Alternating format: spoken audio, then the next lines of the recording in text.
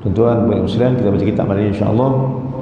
Baik, tajuk kita bincang sebelum ni, kita sambung balik hari ini malam ni insya-Allah pada muka surat yang ketiga atau yang kedua, yang ketiga daripada kitab kita Tajul Arus. Kitab untuk kita bincangkan tentang apa tuan-tuan? Tentang hal-hal berkaitan dengan kita untuk menghadap Allah Subhanahu wa taala, dan sampai kita pada tajuk yang pertama kita bincang pada baris yang kedua daripada bawah,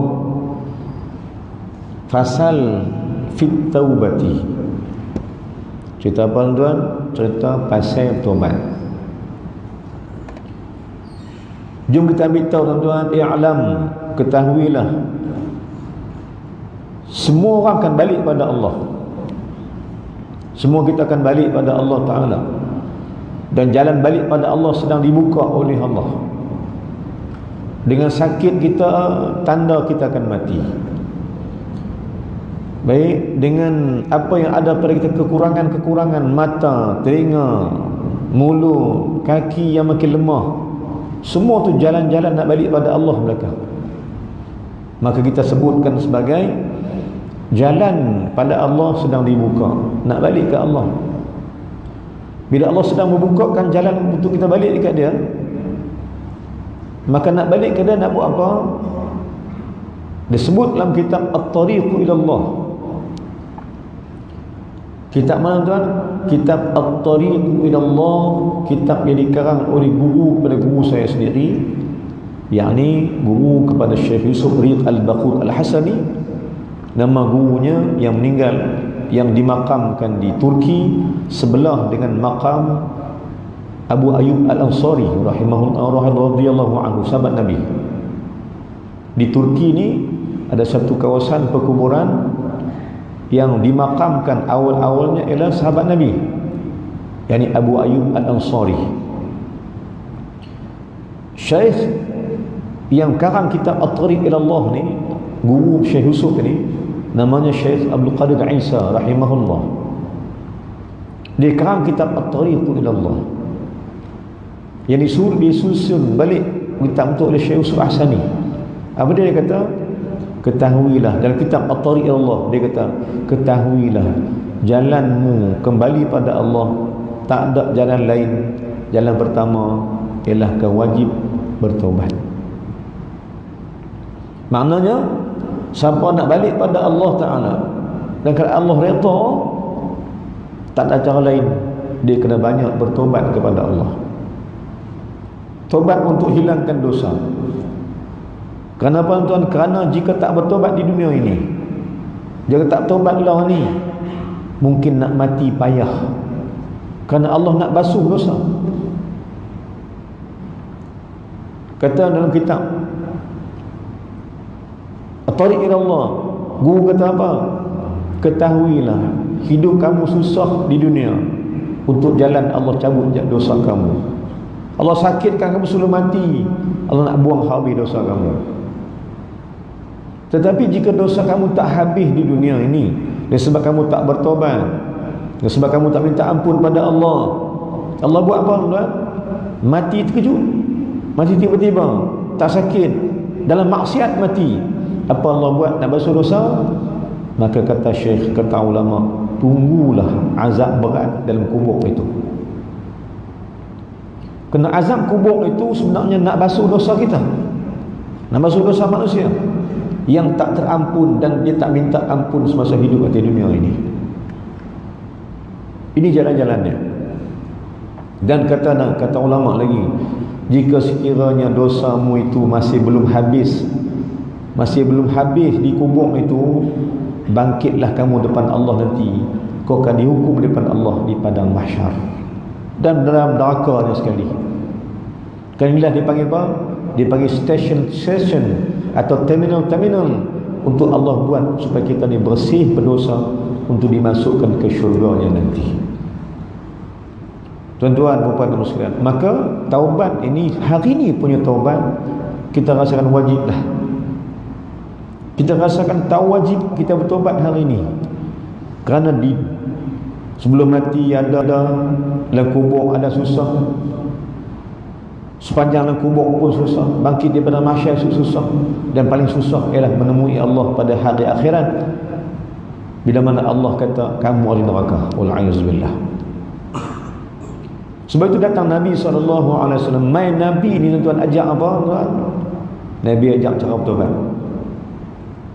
Dia suruh cara efektif, cara paling dahsyat untuk Allah ampun dosa, jom hadir ke kuliah pengajian. Seperti mana saya sebut selalu, kerana di sini ada malaikat. Ada malaikat yang Allah tugaskan minta ampun dosa kita ini, supaya Allah ampun dosa.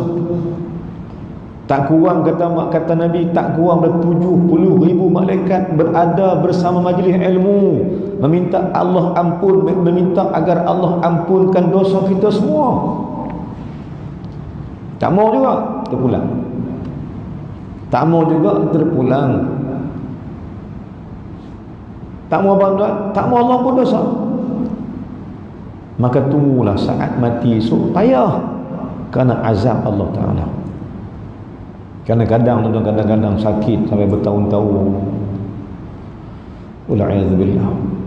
Sakit bertahun, sakit mati tak juga. Contoh terdekat yang dia terima, tuan. Sakit bertahun-tahun yang kita tak tahu dia mati tak mati lagi. Siapa dia? Bekas Perdana Menteri Israel, Ariel Sharon. Katanya tak mati lagi. Dia koma hampir ke 10 tahun lebih, tak koma, duduk koma lagi. Dan tahu cerita dia mati tak mati, Allahu'alam.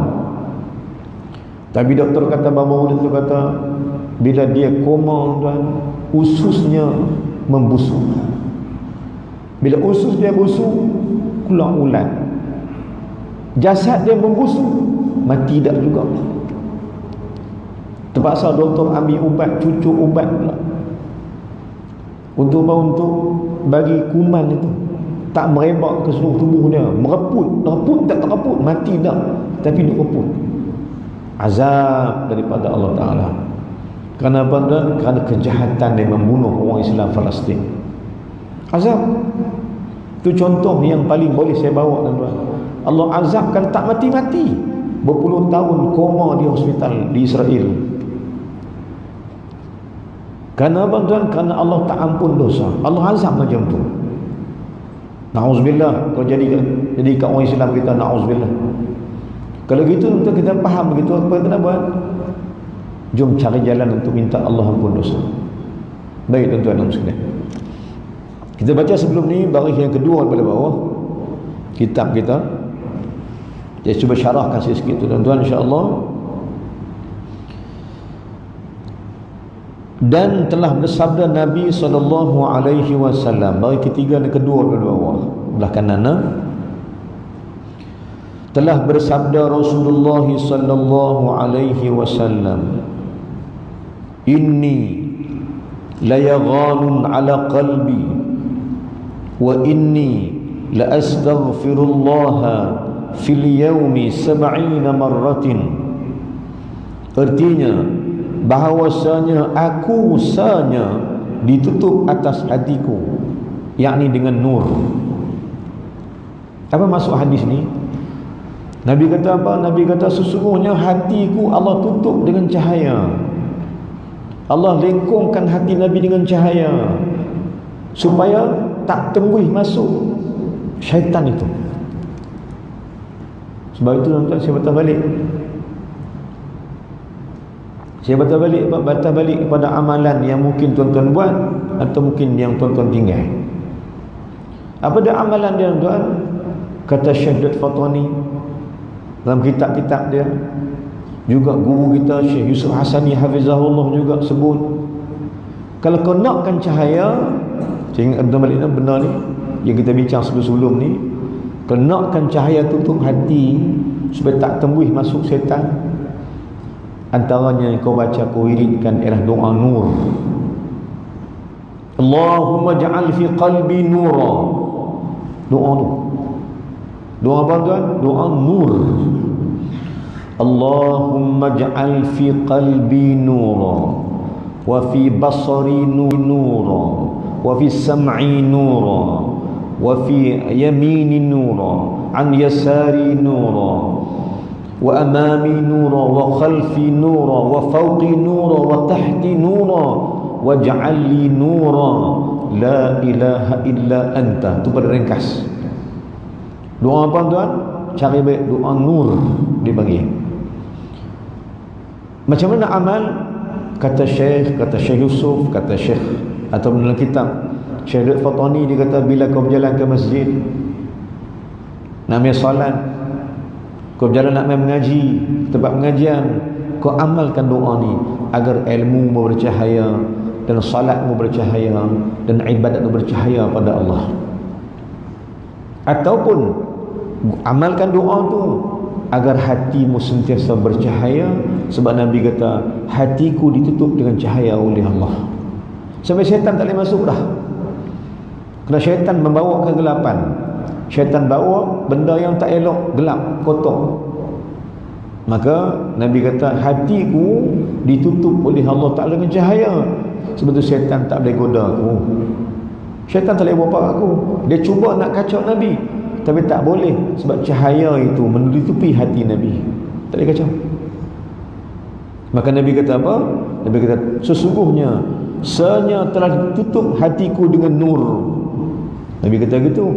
Mana kita juga nak buat begitu, kita minta Allah Ta'ala tutup hati kita dengan cahaya. Apa amalan? Ulang balik, amalnya ialah doa nur. Ataupun kata Syekh Fatani, ataupun kata Syekh Abu Samad Palembang dalam kitab Hidayatus Salikin, dalam bab ada pagi-pagi hari. Kalau kita bacakan kitab Hidayatus Salikin kan, apa yang ada? Doa pagi-pagi hari, amalan pagi-pagi sampai subuh. Apa dia kata Syekh Fatani, kata Syekh Abu Samad Palembang, ambil masa untuk isyraq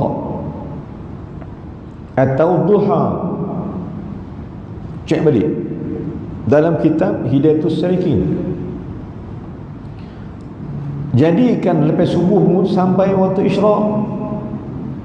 Kan lepas subuh buatlah apa pun, nak wirid ke, nak doa, nak baca Quran ke, nak buat apa ke, nak telaah buku kitab ke, nak wirid ke, nak zikir ke, sampai matahari naik, dengan kaedah mencari supaya cahaya itu keluar. Dan kata dia, rajin-rajin kau berdoa di ketika matahari naik, semata-mata untuk mendapatkan cahaya di hati. Ini kata Syekh Yusuf Hasani hafizahullah. Dan kau salat isyraq dan kau amalkan doa ini, Allahumma nawwir qalbi binuri hidayatik kama nawwartal arda binuri syamsika abadan abada birahmatika ya arhamar rahimin. Ini juga doa nur. Apa gunanya tuan? Gunanya supaya Allah tutup hati kita dengan cahaya, supaya syaitan tak bertembus masuk. Syaitan tu kacau. Saya suka nak sembahyang awal tu, saya tak suka. Saya suka mengaji, saya tak suka mengaji. Syaitan masuk di hati. Maka di antara dua amalan besar yang ditinggalkan oleh ulama-ulama kita, agar hati kita sentiasa ditutup oleh malaikat, oleh Allah Ta'ala, supaya hati kita tak dicerobohi oleh syaitan. Sebab Nabi kata apa? Hati aku juga syaitan nak masuk, tapi Allah tutup dia dengan cahaya nur. Kan? Inni la yaghanun ala qalbi. Aku juga hatiku ditutup oleh Allah dengan cahaya. Allah tutup hati aku. Dan bila hatiku ada cahaya, dan kata Nabi, wa inni la astaghfirullah. Bila hatiku ada cahaya, Nabi kata, dan aku sentiasa beristighfar kepada Allah Ta'ala dalam setiap hari 70 marratin, 70 kali. Maknanya hadis ni tuan, maknanya orang yang hatinya ada cahaya, dia suka zikir. Makna gitu. Siapa hatinya ada cahaya Allah, tanda cahaya Allah sampai di hati, dia suka berzikir, dia suka beristighfar. Sebab Nabi kata, biar Allah beri cahaya di hati aku istighfar ke Allah Ta'ala 70 kali. Dan hadis lain kata, aku istighfar pada Allah 100 kali. Tuan-tuan, bila Nabi kata 70 dengan 100, Nabi yang mana? Nak tanya tuan-tuan, bila Nabi kata aku istighfar ke Allah kerana apa? Aku sendiri istighfar 70 kali. Hadis lain kata aku istighfar 100 kali. Nabi dia 70 dengan 100. Kita pula nak ambil yang mana? Istighfar berapa? Ambil 70 dah. Penyegan juga pula. Dosa banyak, penyegan nak istighfar. Sedangkan Rasulullah sallallahu alaihi wasallam, tuan-tuan, kita faham sikit tauhid, huwa maksum. Rasulullah ni adalah maksum, tak ada dosa. Tak ada dosa pun istighfar. Ni hak berlambak je dosa tak istighfar. Subhanallah. Teruk semua kita nak. Sampai tuan-tuan, sampai kan nak istighfar 70, ada setengah orang tak boleh. Dipilih 70 dan 100. Nabi dah 100 tak mau, ambil 70 sudahlah. Nikah aku istighfar juga ni. Ni kawan aku tak istighfar langsung. Dia duk kata gitu dah. Satu penyakit dahsyat ni tuan-tuan. Tuan-tuan yang Allah sekalian. Saya sebut benda ni dalam kuliah-kuliah sebelum ni tuan-tuan. Satu penyakit hati yang dahsyat pada kita ni ialah rasa kita buat baik dah. Yang ni Allah habaq tuan-tuan. Dalam surah Al-Kahfi juga Allah habaq. Tuan-tuan tu buka sebelah kiri. Muka surat 304 ayat 104 baris ke-6 pada atas belah kiri, jumpa satu ayat pesan Allah Ta'ala. Cerita apa tuan? Cerita kita ni, manusia ni cukup cepat rasa puas hati. Tuan tengok ayat 104. Apa maksud dia? Maksud dia Allah kata ada orang yang tertipu dengan hidup dunia, sesat dengan hidup dunia ini. Sehingga kan dia apa? Dia kata mereka telah berbuat akan amal soleh. Annahum yuhsinuna sun'a. Mereka rasa mereka buat baik dah. Semayang dah rasa baik dah. Dan na'udzubillah min dzalik. Ya. Semayang dah cukup waktu, semayang rasa baik dah. Puasa cukup baik dah. Sedangkan tuan, banyak benda lagi yang masih kita tertinggal. Jadi penyakit hati kita ni Allah bang, sudah refer tengok nah, rujuk balik ayat 104 muka surat 304 belah kiri baris 6 pada atas surah Al-Kahfi. Satu amaran Allah Ta'ala kat kita sekalian, jangan cepat berasa puas hati dengan amal kita yang sikit ni. Sedangkan orang lain amal punya banyak, tak kata apa pun. Kita nak berasa kita lah orang paling bagus buat ibadat. Kita berasa kita yang paling bagus. Yuhsinuna sun'a. Mereka sangkakan mereka telah baik pada berbuat akan amal soleh. Amaran Allah Ta'ala. Jadi tuan-tuan ya Allah sekalian, kita ni pula bila ambil 70 dengan 100, kita ambil rendah. Sedangkan peluang dibuka oleh Allah untuk diperbanyak-banyakkan akan taubat itu. Baik tuan-tuan dan sekalian. Jadi Nabi kata apa? Aku ni hatiku ditutup dengan nur, dan bahawasanya aku sesungguhnya istighfar Allah Ta'ala dalam sehari 70 kali. Nabi kata tu sehari 70. Sedangkan Nabi maksum. Ulama bahas bab ni. Ulama bahas bab ni. Bahawa bahas bab apa? Bab bahawa Rasulullah sallallahu alaihi wasallam maksum. Pasal apa dia beristighfar juga 1 kali atau 70 kali? Pasal apa? Pertama kata ulama, Nabi istighfar tu bukan tu diri dia. Sebab dia maksum. Dia tak ada dosa, tapi dia tak beristighfar. Maka ulama kata pertama istighfarnya pada Allah ialah kerana dia sentiasa nak berzikir pada Allah. Itu dia istighfar. Mengapa Rasulullah berzikir juga 100 kali, 70 kali walaupun dia maksum? Pertama sebab Nabi suka berzikir. Yang kedua, Sebab Rasulullah ini dia bersikap, dia 1 kali atau 70 kali, kerana dia nak minta Allah ampun dosa kita. Dan yang ketiganya, pasal apa dia istighfar banyak kali ni? Sebab dia nak mengajak kita macam mana nak hubung diri dengan Allah Ta'ala balik. Ni 3 benda utama kata ulama. Pasal apa Nabi SAW beristighfar kepada Allah Ta'ala. Saya balik. Sebab pertama, sebab Nabi suka berzikir. Sebab kedua, dia nak ajak kita untuk berzikir, minta ampun pada Allah. Dan ketiga, Nabi istighfar kerana nak minta Allah ampunkan dosa kita semua. Bila impun dosa, bila impun zikir-zikir dia untuk Allah ampun dosa kita. Tapi bila Nabi sentiasa minta ampun dosa kita, tuan-tuan, kita pula malas selawatkan dia pula dah. Selawat tak sampai 100 kali. Nak impun 100 ni, tuan-tuan, mungkin sehari ada orang dapat 100, ada orang 100 sebulan tak dapat lagi. Baik, tuan-tuan dan sekalian, maka ketahuilah Rasulullah beristighfar kerana bukan pasal dia berdosa, tapi kerana dia nak ajak kita supaya jangan berdosa banyak dengan Allah Ta'ala. Sambung. Ketahui olehmu, Qasad 3.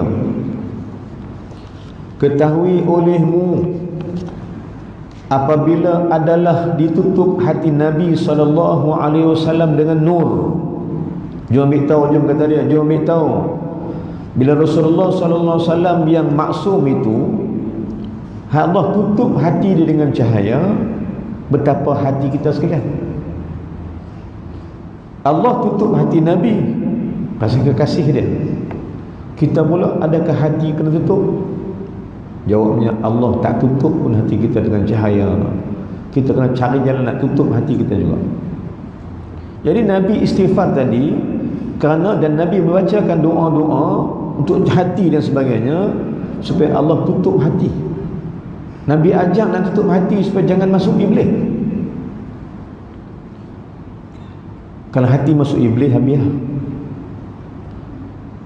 Bila hati masuk iblis, tuan-tuan, jadi apa?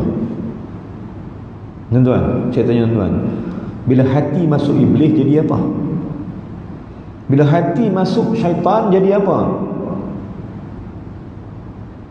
Jawapan dia, fi qulubihim marad fazadahumullahu marada. Kalau hati masuk iblis, dan syaitan, maka hati itu akan berpenyakit. Bila syaitan masuklah hati, dia bawa penyakit. Macam dengan lalat, hurung makanan bawa penyakit. Dia masuk dalam hati, bawa penyakit, tuan. Apa penyakit dia? Ni bukan masalah solat, kan? Orang solat tapi hati berpenyakit. Solat kuat, na'udzubillah min dzalik, kan? Ibadatnya mungkin kuat, tapi masalah hati ni. Bila syaitan masuk hati, bawa penyakit apa? Sebab tu tuan-tuan, ya Allah sekalian, nyata dalam alam realiti kita sekalian, kita tak mau salahkan orang salat tu, tapi nak abang kata, kalau kan tak kena gaya, masih ada penyakit dalam hati. Sebab itu tuan-tuan Allah sekalian, kita dapati kan, orang ibadat ni pun masih haja juga benda tak kena dia. Tak mana tuan-tuan, mana? Baik, tengok mana. Bila Allah suruh semayang, semayang. Bila Allah suruh ibadat, ibadat. Bila Allah suruh puasa, puasa. Tapi bila Allah suruh jangan berkelahi, ikut tak? Bila Allah suruh jangan bermusuh, ikut tak? Dah. Allah semayang, ramai boleh semayang. Tapi Allah kata jangan bermusuh. Kelahi juga. Jangan tak tegur siapa. 3-4 hari, seminggu, sebulan tak tegur. Bautuh bau tak bilang orang tua kata, bautuh bau tak tegur. Sama-sama solat, tapi jadi masa muka ni pasal apa? Kerana hati masuk iblis. Banyak hati orang sembahyang khianat. Banyak hati yang ibadat ni bermusuhan, dengki. Orang solat, orang ibadat, tapi dengki. Tuan-tuan, pembalik Muslim, inilah akibat jika sekiranya hati ni masuk iblis. Maka gambaran luar dia baik, tapi dalam dalaman hati dia penuh dengan penyakit-penyakit, riya, ujub, sum'ah, sombong, khianat, dendam, ya, musuhan, nak musuh, rasa tak sonok dengan orang, tak sonok dengan ni, rasa apa, cemburu, rasa dengki. Inilah penyakit hati. Dan Syekh Sa'aduddin Murad, guru juga, guru Syekh saya juga, Syekh Sa'aduddin Murad rahimahullah ta'ala, karang juga kitab ni tentang bicara tentang penyakit hati. Kata dia, penyakit hati manusia itu tak kurang daripada 200 penyakit. Haduk sarang dalam hati kita ni bukan sikit, tuan-tuan, buat manusia. Sebab itu tuan-tuan, kita ulang balik, bila Nabi Allah tutup hati dia, hati kita Allah tak tutup. Wajib cari jalan tutup hati kita ini supaya tak masuknya iblis dan bersarang penyakit-penyakit buruk-buruk dalam hati. Tuan-tuan, puan-puan sekalian, sambunglah. Kata ulama, ketahui olehmu apabila adalah ditutup hati Nabi SAW dengan nur, dan minta ampun ia kepada Allah, ia tu ya Nabi, dan minta ampun Nabi kepada Allah Ta'ala 70 kali, dan maha suci ia daripada dosa. Nabi ni tuan-tuan suci ia daripada dosa. Maka betapa pula hal hamba yang ditutup hatinya dengan gelap sebab memperbuat ia akan dosa. Kata ulama, Nabi Allah tutup hati dia dengan cahaya, hati dia tak kotor, tapi pun tetap istighfar juga 70 kali, tetap istighfar juga 100 kali. Betapa pula kita ni tuan-tuan penuh dengan maksiat. Bila diri bermaksiat, hati gelap dengan dosa. Inilah tak rasa apa, tak rasa kelezatan ibadat. Sembahyang tuan, tapi kita percaya balik.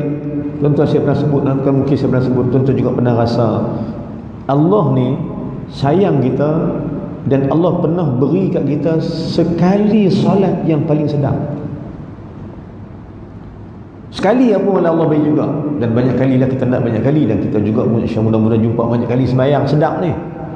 Tapi kurang-kurangnya tuan, kita nak sebutkan bahawa pada paling koman kita pun Allah dah bagi dah sekali paling kurang sembahyang sedap.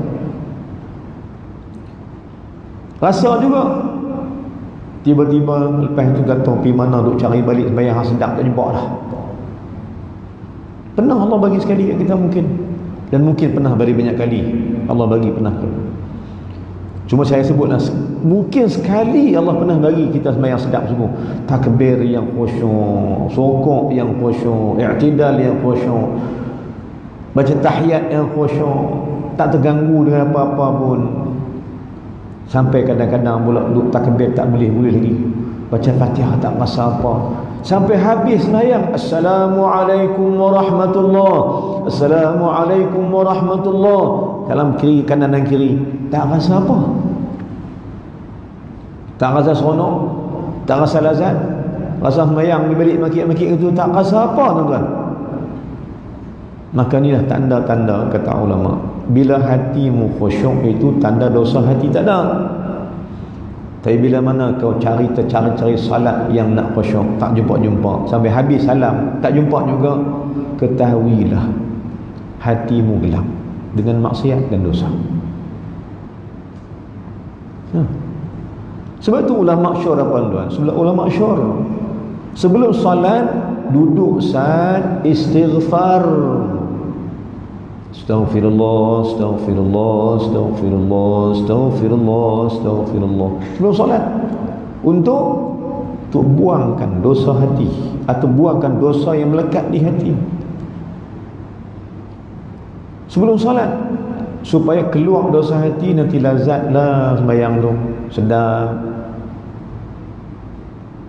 Dan jika sekiranya kau solat tak jumpa juga kesedapan semasa solat, maka jangan bangkit daripada salat yang tak sedap tadi, jangan bangkit di depan. Duduk saat lepas sembahyang, duduk saat kau tak ada kuliah apakah, duduk saat istighfar satu kali, astaghfirullah. Lepas bayang, astaghfirullah, astaghfirullah. Sebab hati kita dan diri kita cukup cepat terasa, tuan. Kita boleh rasa sembahyang kita lagi mana. Hak tadi maghrib rasa guna, tuan, maghrib. Ada hak merapum lelong banyak tak ingat apa, rokok tidak sujud bagi salam habis. Ada yang takbir Allahu Akbar, dia rasa sebab, rasa tentram, rasa macam-macam di hati dia mes macam dalam hati, Allahu Akbar, sedih, nak teriak ada. Tuan-tuan saya tanya tuan sekali, dari saya juga saya tanya, pernah tak tuan-tuan sembahyang sekali, salat sekali aja keluar air mata? Pernah tak? Kalau pernah, alhamdulillah. Kalau tak pernah, istighfar banyak-banyak kepada Allah supaya Allah buang dosa hati ni.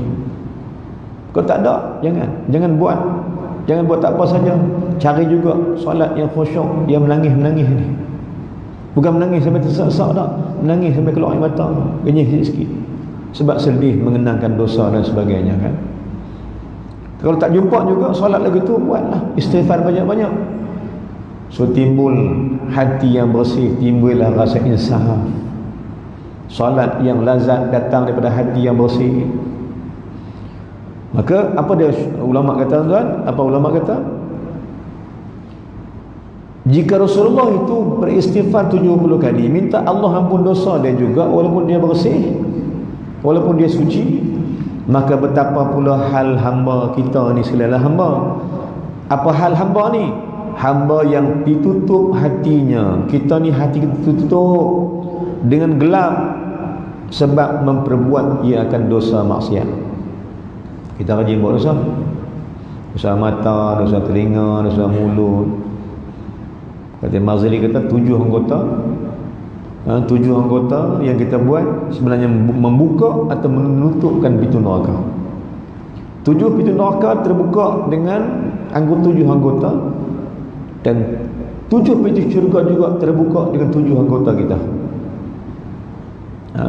Baik, maka kita banyak berdosa pada Allah Ta'ala. Mana tuan-tuan dan puan, ini hakikatnya. Kita perlu baca hakikat kita ni hamba yang banyak dosa dan maksiat. Maka sambung balik, maka wajib atasnya bersegera bertaubat. Siapa-siapa yang rasa banyak dosa, wajib segera bertaubat pada Allah Subhanahu wa taala. Tuan-tuan dan puan yang muslimin, berkata Rabi'ah Adawiyah, kita tambah, telah berkata Rabi'ah Adawiyah, seorang wali Allah Ta'ala yang terdahsyat, terhebat. Rabi'ah Adawiyah ni tuan, dia wali Allah. Di zaman dia hidup sezaman dengan Hasan Al-Basri rahimahullah. Punya hebat dia tuan, ramai yang nak suka dengan dia. Rabi'ah Adawiyah ni ramai suka dengan dia, termasuk Hasan Al-Basri juga suka dengan dia. Maka Hasan Basri ni tuan-tuan pernah nak tawak diri jadi suami dia, pernah tawak diri kepada Rabi'ah Adawiyah. Mana sok Minang lah, Hasan Basri nak pinang Rabi'ah Adawiyah jadi isteri dia. Maka apa jawab Rabi'ah Adawiyah?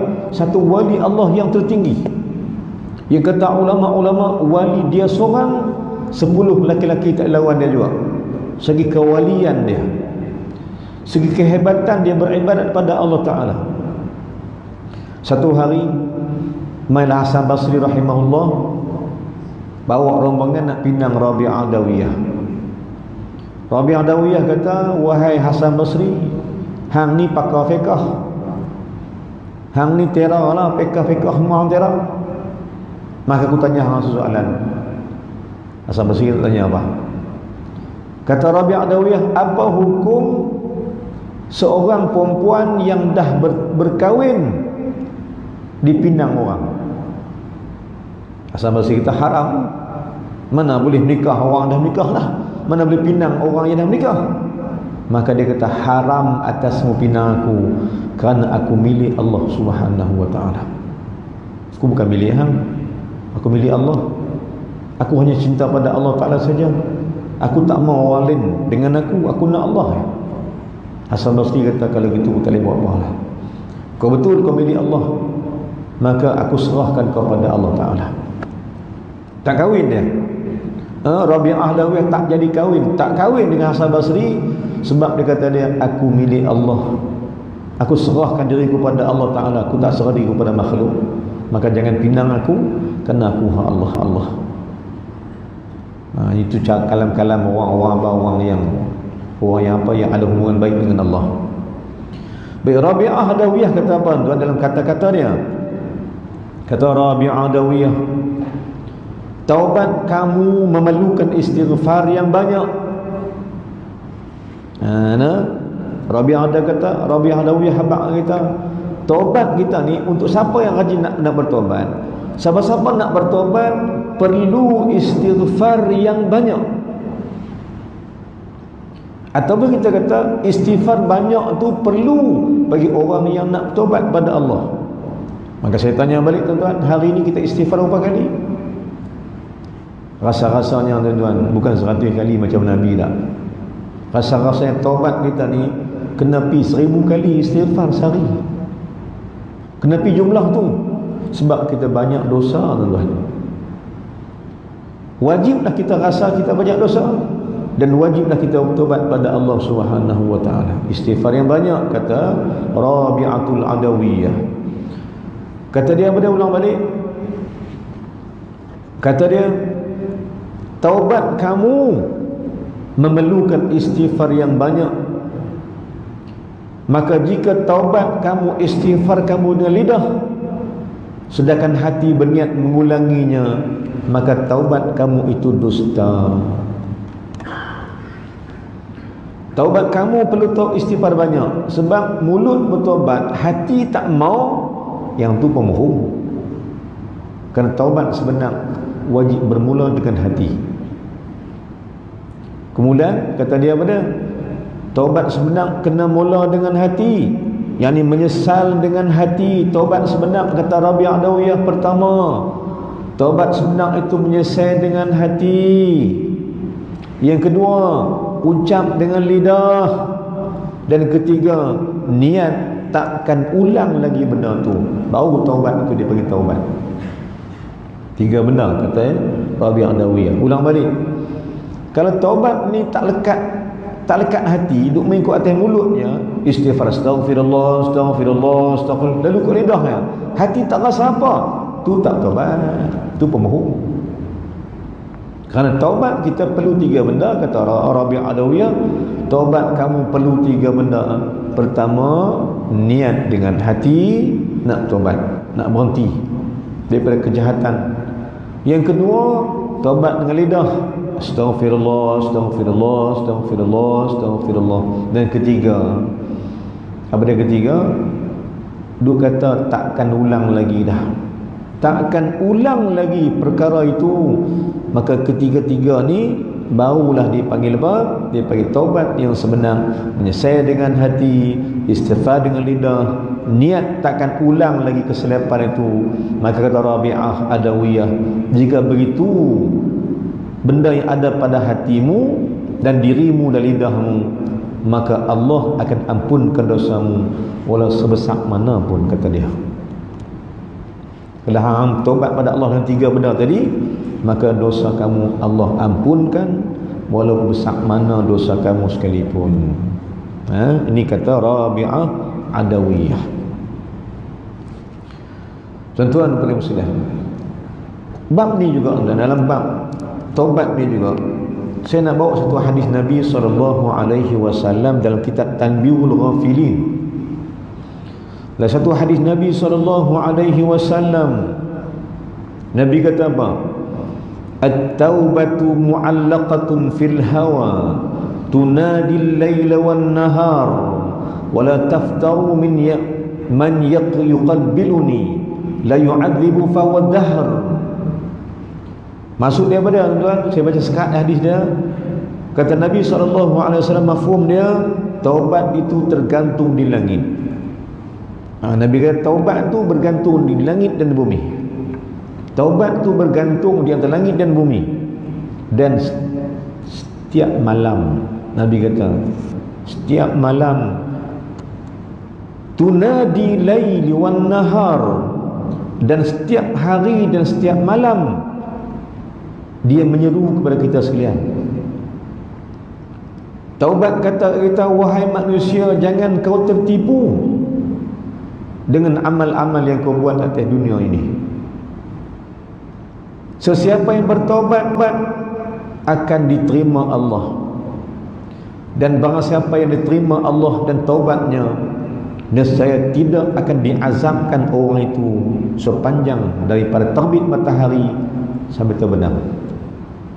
Maknanya tuan, taubat ni justru kita hari-hari. Taubat ni dia panggil kita untuk bertaubat setiap malam, setiap hari.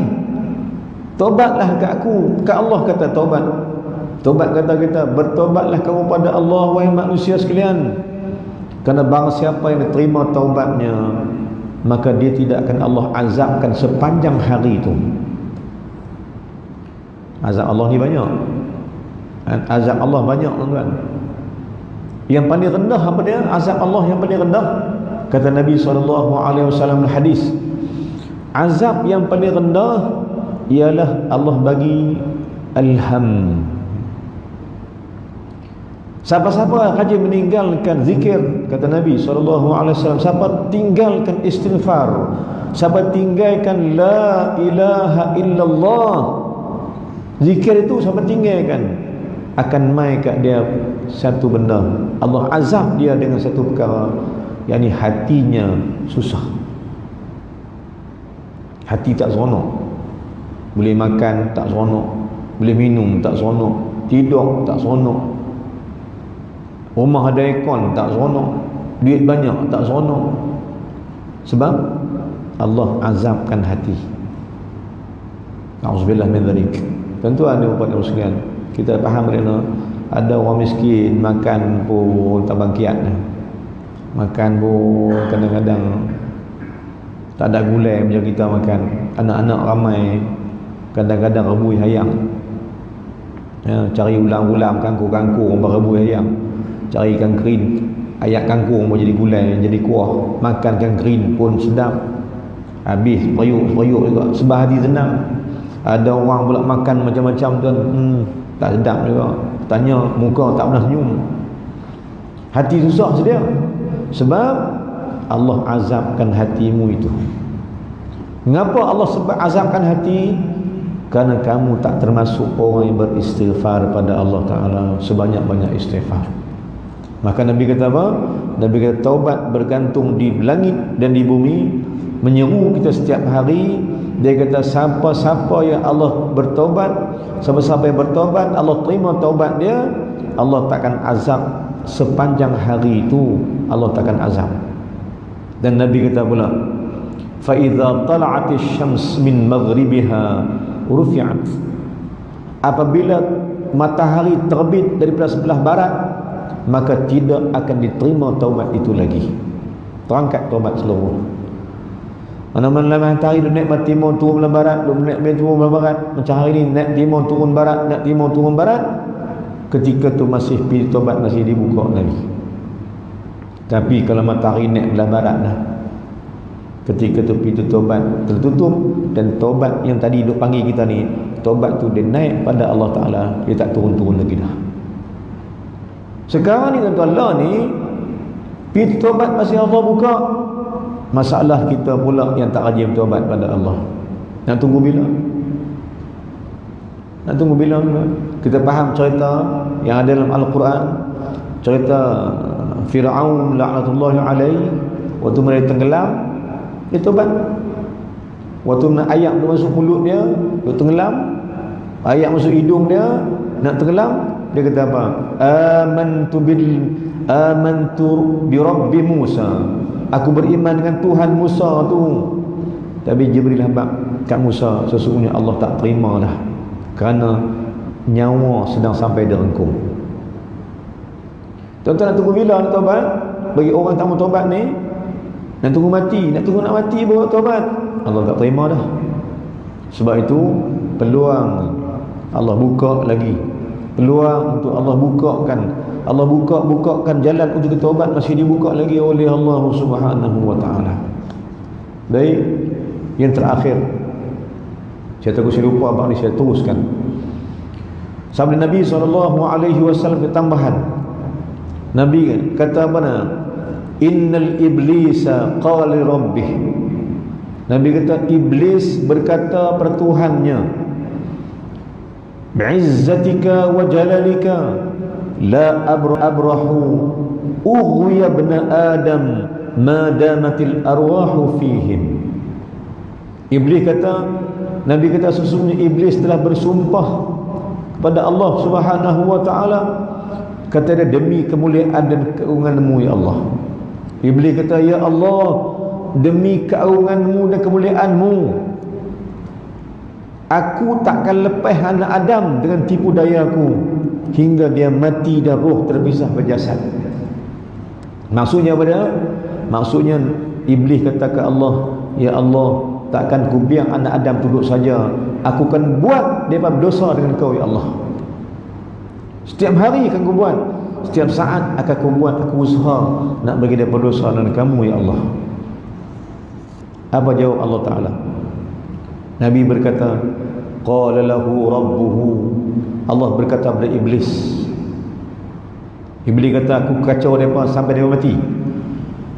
Aku akan kacau mereka sampai mereka mati dengan tidak menyembah engkau ya Allah. Kemudian bila iblis kata begitu, Allah kata ke iblis, qala lahu rabbuhu, berkata Allah kepada iblis, fa bi'izzati wa jalali, kata Allah, demi keagunganku dan kemuliaanku, la abrahu aghfiru lahum mastaghfiruni. Kata Allah Ta'ala, wahai iblis, demi kemuliaanku dan kebesaranku, hang kata begitu ke? Allah kata, tidak akan kututup pintu taubat itu selama-lamanya. Takkan kututup pintu taubat itu selagi mana hamba-Ku tetap minta ampun kepada-Ku, akan ku ampunkan dosa mereka semuanya. Bila malaikat, apabila iblis dengar kata begitu, dia kata, teruklah aku buat kerja. Tuan-tuan dan muslimin, sebelum saya berhenti, saya tanya tuan satu benda. Iblis ni bagus ke tak bagus? Dan tuan-tuan, iblis bagus tak? Ke tak bagus? Bayang iblis tak bagus ya? Tuan-tuan dan muslimin, saya sebut dengan ni, iblis tak bagus dia, ada satu benda baik. Ada satu benda baik ke dah? Apa dia? Yakni iblis ni, apa dia buat semua jadi dosa. Dia buat apa pun semua dosa pada Allah, sebab Allah laknat dah. Tapi bagusnya dia tahu mana tuan, walaupun dia diberi dosa ketika beramal, tapi dia tak pernah berhenti dia beramal. Apa dia? Kacau kita. Ni bagus ni, walaupun Allah ancam dia neraka laknat, tapi dia tetap buat kerja dia. Sedangkan kita ni pula, setiap jalan kita diberi peluang oleh Allah dengan syurga, tak buat dah pula. Iblis buat apa pun laknat, tapi dia buat kerja.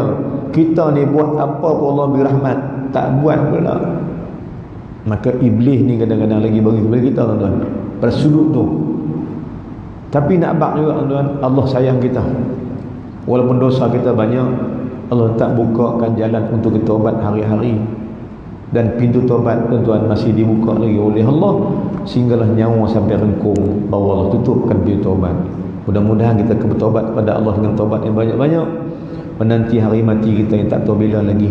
Dan kita makin rasakan bahawa kita makin hari makin nak rasa kita nak balik dah pada Allah Ta'ala. Baik, mudah-mudahan dia dapat sikit petunjuk pada malam ini, untuk dapat sama-sama kita maharungi hidup kita ni dengan keadaan kita bertobat banyak pada Allah Ta'ala. Apa yang kita nak buat semua ni kita minta Allah ampun dosa, kita banyak dosa dengan Allah Subhanahu wa taala. Wallahu alam. Aqulu qawli hadza wa astaghfirullahal azim li wa lakum. Sal muslimina wal muslimat wal mu'minina wal mu'minat fastaghfiruhu fa yafuzul mustaghfirin wa laysa taibin. Jumpa lagi insyaallah di masa depan. Tak mahu banyak siap-siap bahasa. Bismillahirrahmanirrahim. Alhamdulillah wassalatu wassalamu ala Rasulillah wa ala alihi washabbihi ajma'in. Allahumma ighfir lana dhunubana wa lana warhamhuma kama rabbayana shaghira wa lil muslimina wal muslimat bi rahmatika ya arhamar rahimin. Allahumma zidna 'ilman nafi'an wa 'amalan salihan maqbula. اللهم اجعلنا من الذين يستمعون القول فيتبعون احسنه. اللهم اجعل جمعنا هذا جمعا مرحوما وتفرقنا من بعده تفرقا معصوما. ربنا آتنا في الدنيا حسنه وفي الآخرة حسنه وقنا عذاب النار. صلى الله على سيدنا محمد وعلى آله وصحبه وسلم والحمد لله العالمين. السلام عليكم warahmatullahi wabarakatuh. Ada tabung saya buat sikit tuan-tuan untuk tuan-tuan sama-sama